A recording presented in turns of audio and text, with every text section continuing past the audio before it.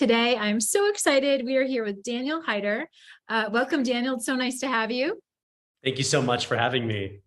So Daniel is with TTR, Sotheby's International Realty, in the capital region of DC.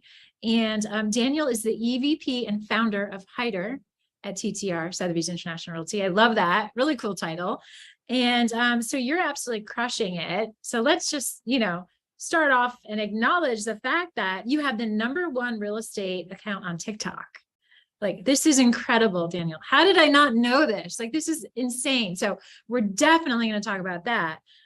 You have over 3.4 million followers on TikTok, but even better, you are the #1 in sales company-wide at TTR, Sotheby's International Realty, for the last 3 years, and ranked the #1 small team by sales volume, Wall Street Journal, for the DC, Maryland, Virginia area. Did I get that right?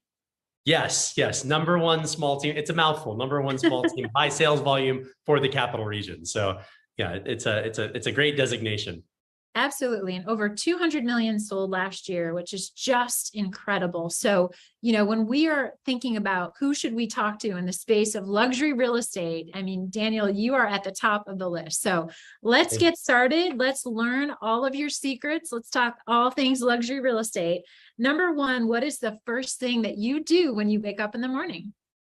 The first thing I do when I wake up in the morning is call my English cream golden retriever, Buck, who is right next to me right now, sleeping on the ground, to hop right up in my bed. And I give him a big kiss on his wet nose and pat him on the head. And we go outside for a walk. It's a very fun thing to do.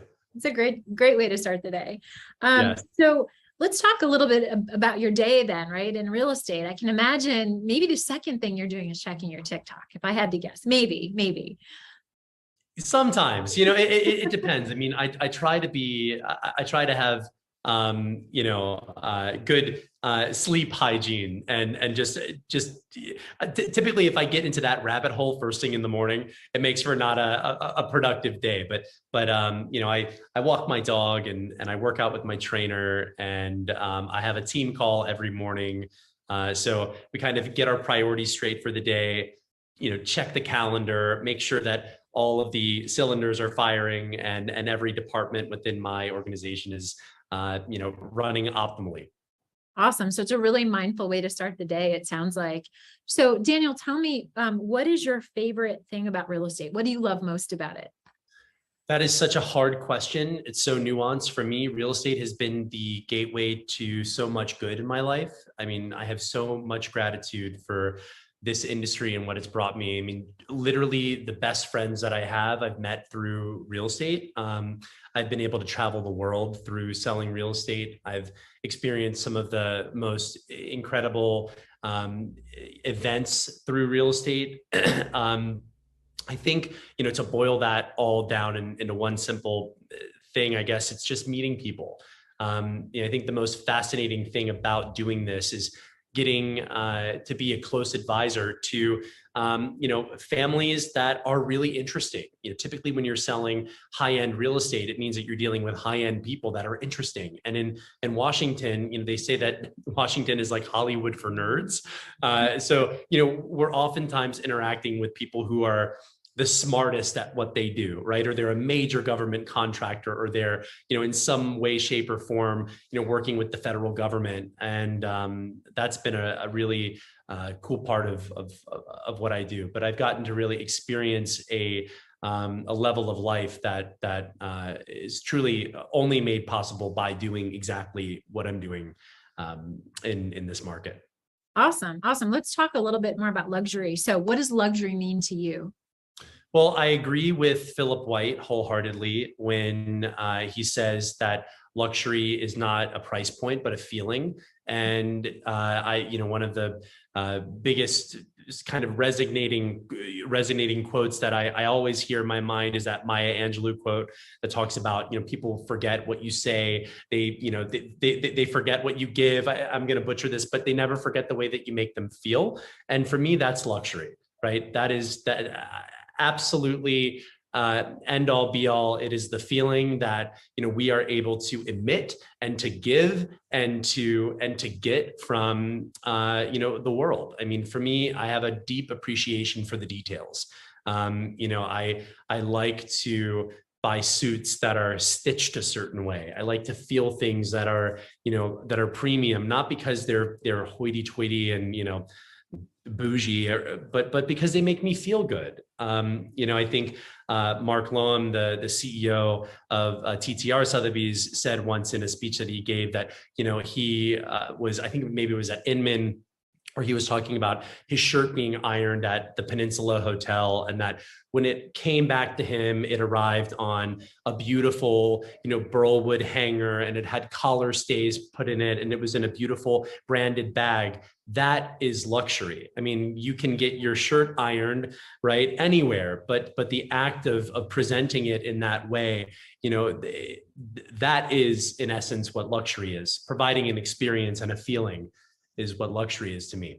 Absolutely. So in terms of you being successful in real estate, obviously in a short time, you've quickly, in my eyes, just done an incredible, job in everything that you've done with your personal marketing and branding, and certainly your sales. So if you had to pick 3 things that made you successful, what would they be? 3 things. Number one, my mindset. You cannot go anywhere that you haven't seen before. That's the way that I like to think about life. And so, luckily I was shown, back to kind of one of your earlier questions, like what I love about real estate, I have been shown so much via the lens of my, my great mentors. And one of my great mentors is an agent here at TTR Sotheby's. His name is Jeff Wilson. And, I started my career with Jeff. He has such an amazing personality, such a huge force in his life. He's obsessed with his kids and his husband. And, I remember going to the opera for the first time with Jeff. And I remember being in the front seat of his beautiful, Mercedes, and hearing the engine hum. And I knew that via proximity to Jeff and this great world that he was showing me, that I could too share in that. I could too create that. So my mindset is number one. Number two, the people that I choose to keep around me, right? Mm-hmm. You are a product and a sum of the people that you choose to be around. So luckily, I've gotten to stand on the shoulders of some really amazing mentors and people, at my firm and family and friends. And, they have played a huge role in shaping who I am.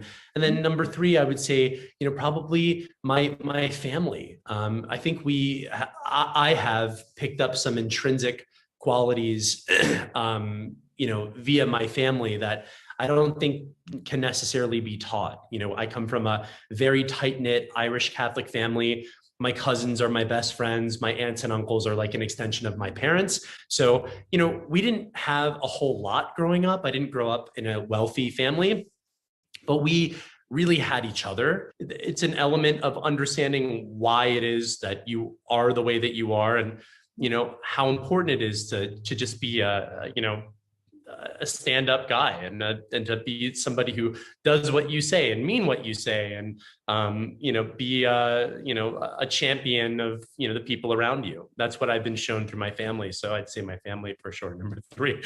So what I'm hearing you say is mindset, like mentors, right? And who you surround yourself with, your peer network, and family. And those are 3 incredible, things that have contributed to your success. And I think it's pretty cool that you recognize all of those, especially the last 2. I mean, that's amazing.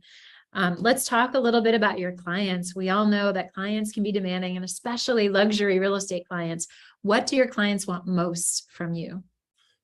They want my perspective.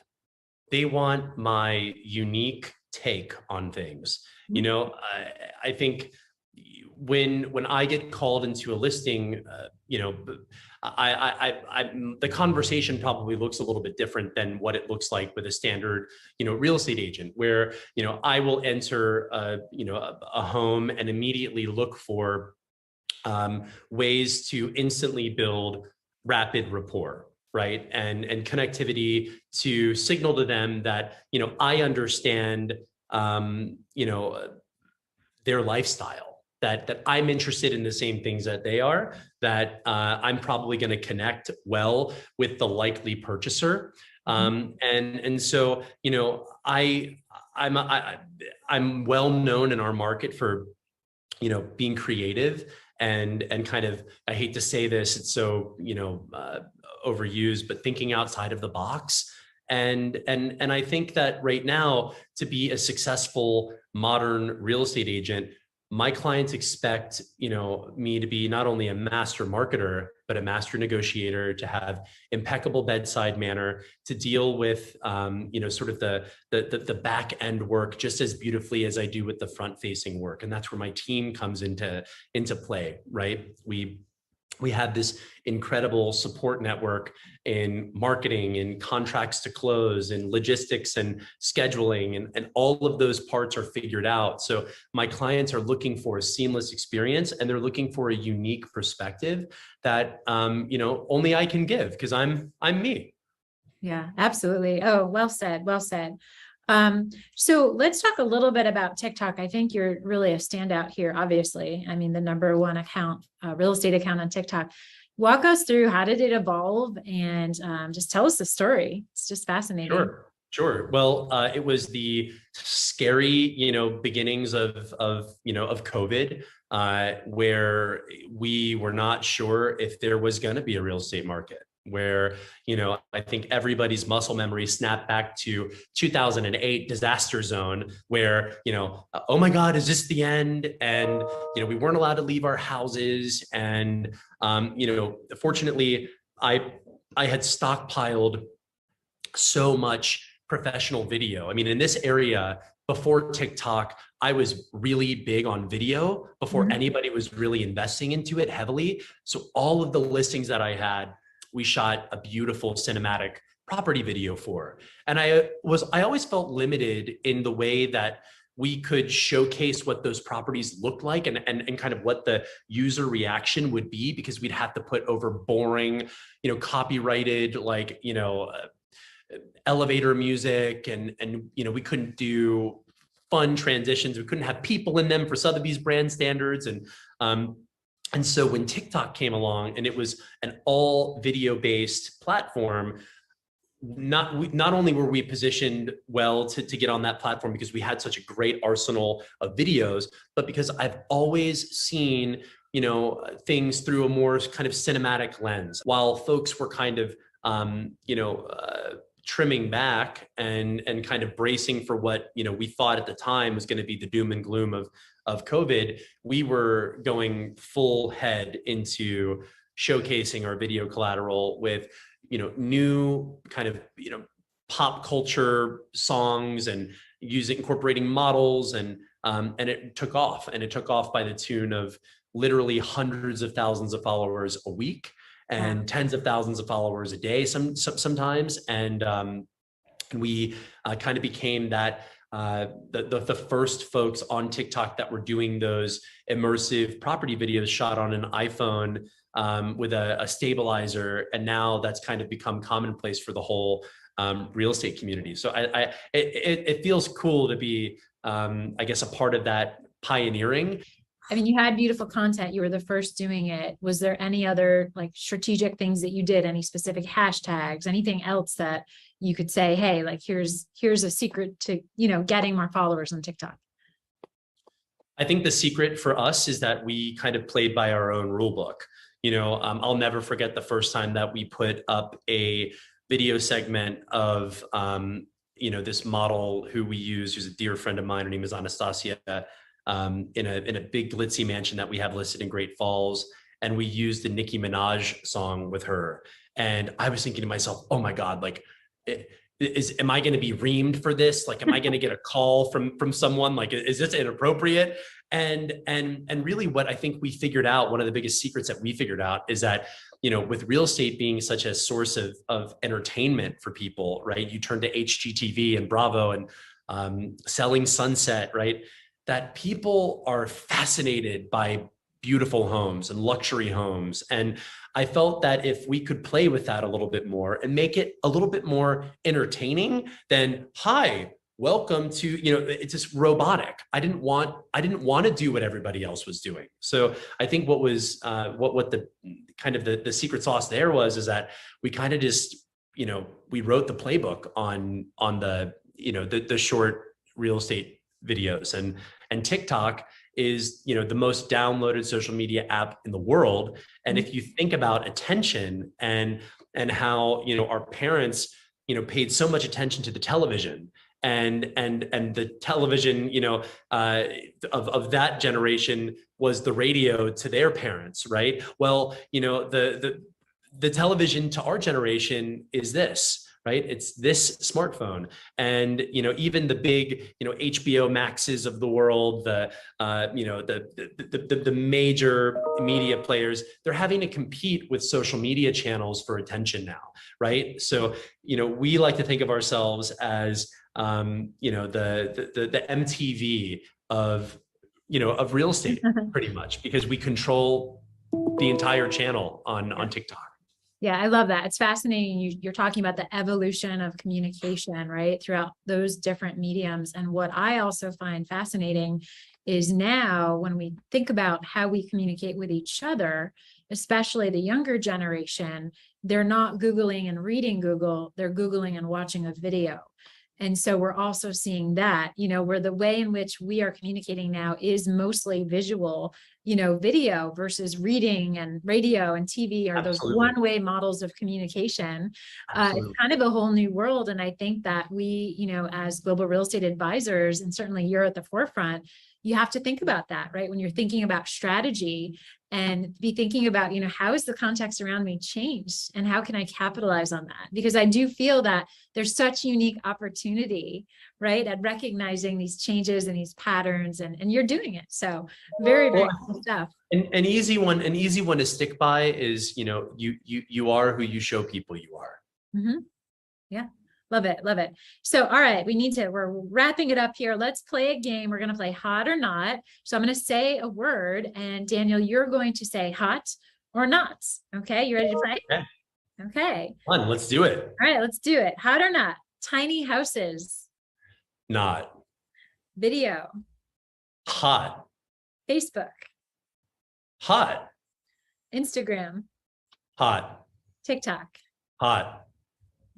Trick question. The real estate market. It's a subjective question, but I'm going to go ahead and say hot. Wordle.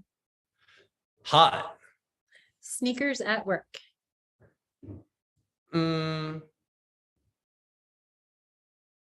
Not. Zoom meetings. Hot. Home office. Hot. Green kitchen, the color green, like a deep, like avocado, like we're talking like a 1970s vibe. You can, whatever you think is hot or not, you tell me. I think it's hot. Absolutely. It's different. Yeah. You want a green kitchen? Bring it. Absolutely. Cool. All right. Awesome. Thank you for playing. You did very well. Words. So thank you. So let's end with this last question, which is, what would you tell your younger self? So if you could take a time machine back to young Daniel, what would you tell yourself, your younger self? I would tell myself that, knowing what I know now, that, your thoughts are reality, and the path that you walk down is a path that you create. And so, keep ignoring the advice that doesn't feel right to you, that doesn't feel like it resonates with you, and keep building a plan and a vision, and keep stepping into that every single day with every feeling and every thought, and just prevail. Just keep on keeping on. Love it. Love it. Thank you so much, Daniel.